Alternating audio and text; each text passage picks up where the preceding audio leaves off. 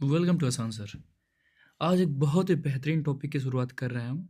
ठीक है। आपका टीजीटी रहे चाहे पीजीटी रहे चाहे किसी भी स्टेट का रहे, तो आप उसको बहुत ही आसान तरीके से समझ सकते हैं, याद कर सकते हैं। हमने पीपीटी बहुत बढ़िया तरीके से बनाया है, रिसर्च करके बनाया है।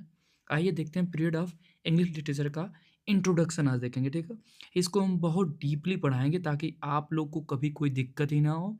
एक बार पढ़ लेंगे, आपको क्वेश्चन प्रैक्टिस करने में भी आसानी हो जाएगी, सारी चीज़ें आसानी हो जाएंगी। ये शुरुआत है। आइए शुरू करते हैं। सबसे पहला रहेगा आपका पीरियड जो था ओल्ड इंग्लिश, या इसको कहते थे एंग्लो सैक्सन पीरियड कहते थे। ये 450 से 1066 तक चला था। ठीक है। इसका की फीचर्स क्या था? हीरोइक पोइट्रीज में लिखी जाती थी, रिलीजियस थीम्स लिखा जाता था, ओरल ट्रेडिशन के बारे में इसमें लिखा जाता था। ठीक है। फेमस वर्क क्या था? बेवुल्फ था, द वंडरर था। हिंदी में भी इसलिए इसमें लिख दिया ताकि आपको कनेक्ट करने में कोई दिक्कत ना हो। ठीक है। इस काल में धार्मिक और वीरता से संबंधित कविता लिखी जाती थी। मुख्य रचनाएं मौखिक रूप से प्रचलित थीं। यहाँ पे देखिए, मौखिक रूप से प्रचलित थीं, जैसे हमारे सिंधु घाटी सभ्यता में कुछ चीज़ें लिखी गई जो आज तक पढ़ी नहीं जा सकी, ऐसे ही इसमें भी कुछ चीज़ें लिखी गई। हाँ, तो उसको मौखिक रूप में लिखा है, कुछ चीज़ें मिली कुछ चीज़ें नहीं मिली। और इसमें ज़्यादातर राइटर के बारे में भी नहीं पता चल सका। और लेकिन इसमें heroic poetry, religious poetry, oral tradition के बारे में लिखा जाता था। अगला हम लोग देखेंगे आपका मिडल इंग्लिश पीरियड, जो 1066 से 1500 तक चला था। ठीक है। इसका की फीचर तक क्या था? Rise of clerical romance and ballads, influence of the church. हाँ, जैसे इसमें फेमस वर्क आपका किसका था? जोफ्री चौसर का द कैंटरबरी टेल्स। इस काल में शिष्ट प्रेम और धार्मिक साहित्य का विकास हुआ। जेफरी चौसर मुख्य लेखक थे। ये मेरा पहला वीडियो है, थोड़ा सा अगर फंबल हो रहा है तो उसके लिए हम क्षमा चाहेंगे। चलिए तीसरा हम लोग देखेंगे रेनेसा काल क्या था। ठीक है। ये 1500 से 1660 तक चला था। डिवाइड इसको किया गया दो पार्ट में। जैसे एलिजाबेथन एज में 1558 से 1603 तक, golden age of drama and poetry. Elizabethan age जो था वो ड्रामा पोइट्री के लिए बहुत गोल्डन एज था, क्योंकि इसमें बहुत फेमस राइटर आए जैसे विलियम शेक्सपियर, इनके हेमलेट देख लीजिए, क्रिस्टोफर मार्लो, डॉक्टर फोर्टस देख लीजिए। दूसरा एज इसमें था आपका जैकबेनेज 1603 से 1625 तक, डार्कर थीम इन लिटरेचर। इसमें अब लिटरेचर को और डार्कर थीम में लिखना शुरू कर दिया गया। इसका आप में इसमें देखेंगे फेमस इनका वर्क क्या था? बेन जॉनसन और जॉन वेबस्टर का। ठीक है। फेमस राइटर आपके यही थे, बेन जॉनसन और जॉन वेबस्टर। चौथा हम लोग देखेंगे प्यूरिटन एज 1660 से 1700 तक चला था। की फीचर इसका भी देख लेंगे। Decline of drama, rise of pros and religious theme. इसमें जो ड्रामा था वो धीरे धीरे कम होता चला गया। ठीक है। लेकिन किसका वो राइज हो रहा है? यहाँ पे पोइट्री की राइज हो रही है। पोइट्री की बोलबाला चलेगी और रिलीजियस थीम की बोलबाला चलेगी। इसमें फेमस राइटर कौन कौन पैदा हुए आपके? John Milton. इनका देखिए, इनका वो क्या था? पैराडाइज लॉस्ट लिखे। आपका जॉन बनियान भी थे इसमें। कौन इन्होंने क्या लिखा?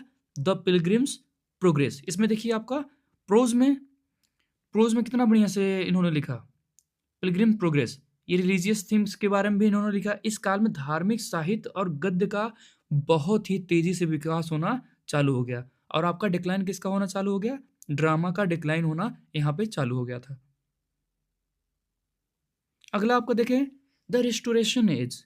अब रिस्टोरेशन एज का 1660 से 1700 तक चला। की फीचर इसमें देखें, इसमें सटायर मारना मारना चालू हो गया। जैसे समझ, बहुत सटायर मार रहे हैं। कॉमेडी ऑफ मैनर्स इसमें स्टार्ट हो गया। अब इसमें कॉमेडी भी जुड़ना स्टार्ट हो रही है।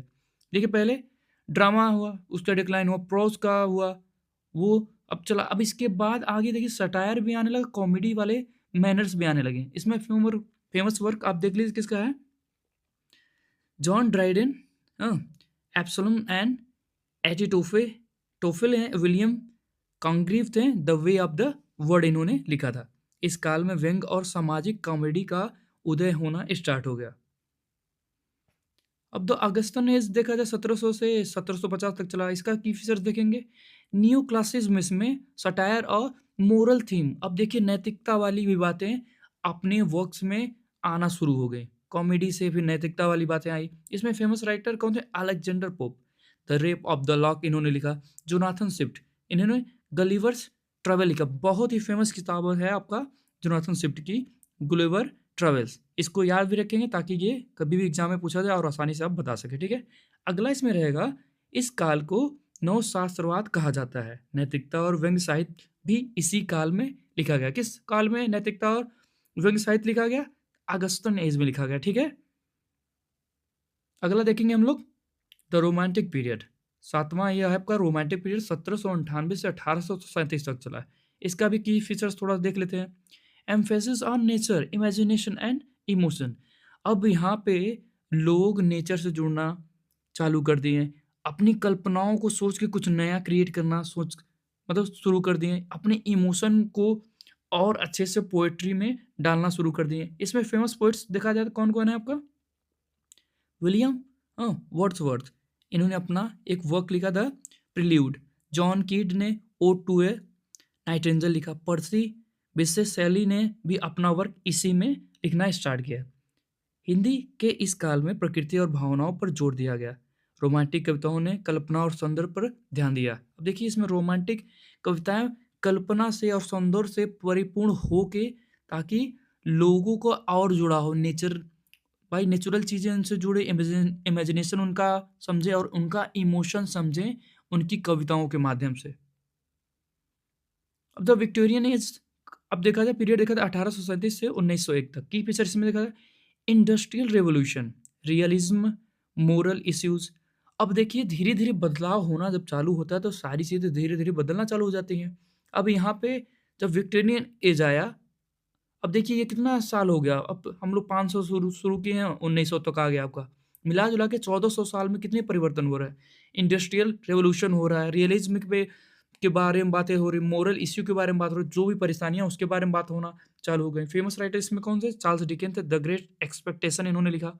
अल्फ्रेड टेनिसन ने इन मेमोरियम लिखा। इस काल में औद्योगिक औद्योगिक क्रांति और यथार्थवाद पर साहित्य आधारित किया गया। अब हम लोग अगला देखेंगे द मॉडर्न पीरियड 1901 से 1945 तक। मॉडर्न पीरियड में अब एक्सपेरिमेंटेशन के बारे में देखा गया, स्ट्रीम ऑफ कॉन्सिक्वेंसनेस के बारे में देखा गया। फेमस राइटर इसमें कौन था? T S. Eliot, the Waste Land, Virginia Woolf, Mrs Dalloway, James Joyce, आपका यूलिसेस। इस काल में नए तरीकों और विचारों का उदय हुआ। टी.एस. इलियट और वर्जीनिया वुल्फ इसमें बहुत प्रमुख थे। मॉडर्न पीरियड में कौन कौन प्रमुख रहेंगे? टी.एस. इलियट और वर्जीनिया वुल्फ बहुत प्रमुख रहेंगे।